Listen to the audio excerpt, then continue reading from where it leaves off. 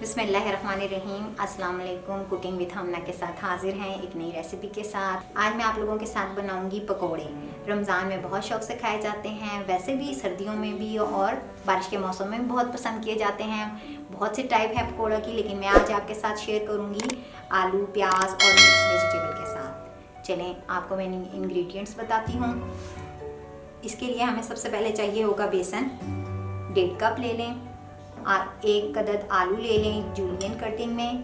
प्याज ले लें 1 बड़े अदद का।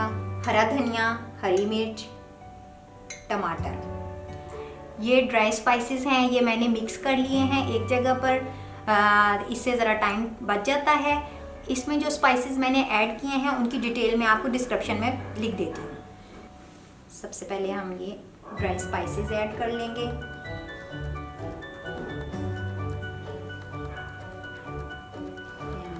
ऐड करेंगे।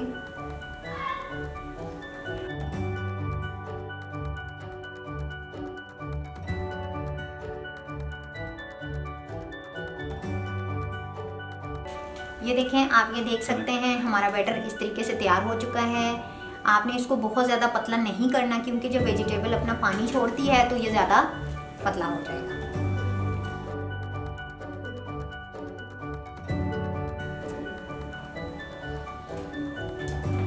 ये हमने आलू शामिल कर लिए हैं।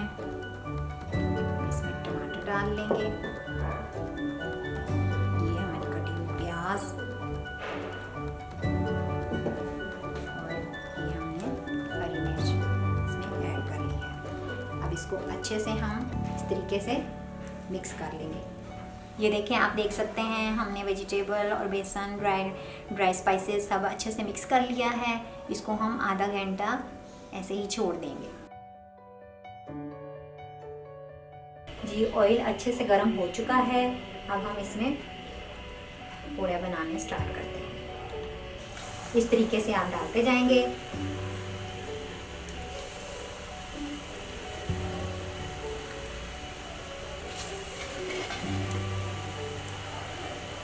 बहुत ही टेस्टी, बहुत मज़ेदार ये हमारे पकोड़े बनेंगे इंशाअल्लाह।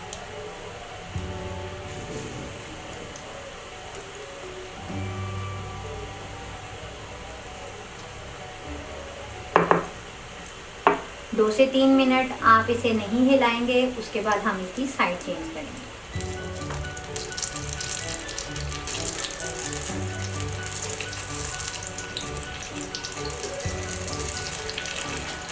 इस तरीके से आप इनकी साइड से चेंज करते रहें।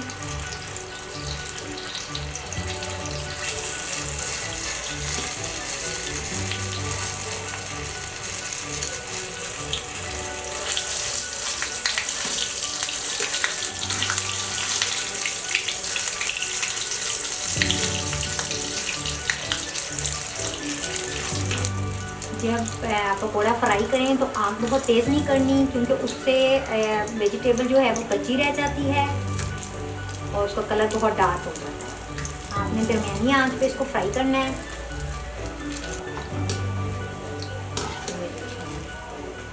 इस तरीके से हम ये अच्छे से ऑयल निकालेंगे इसमें से।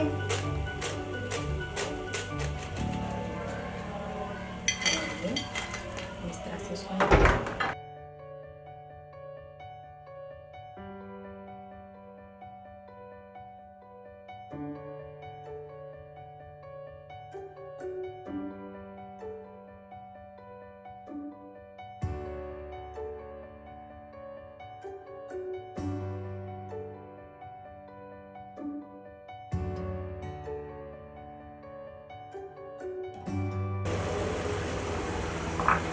अच्छा, ये मैंने कुछ पकोड़े सिर्फ आलू के बनाए हैं, क्योंकि बच्चे घर में प्याज तो नहीं पसंद करते, तो उनके लिए सिर्फ ये आलू के भी आप बना सकते हैं।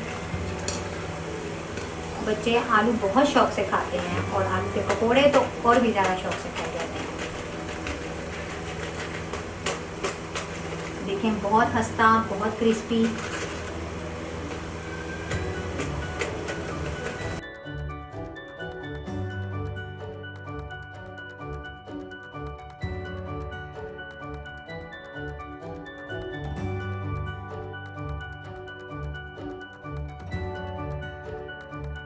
जी हमारे पकोड़े तैयार हो चुके हैं, बहुत ही टेस्टी और बहुत ही आसान रेसिपी के साथ। आप इसे घर में ज़रूर ट्राई करें और मुझे कमेंट्स में बताएं कि आपको ये कैसा लगा। अगर मेरी ये रेसिपी आपको अच्छी लगी हो तो इसे शेयर करें, लाइक करें और चैनल को सब्सक्राइब ज़रूर करें। अल्लाह हाफिज़।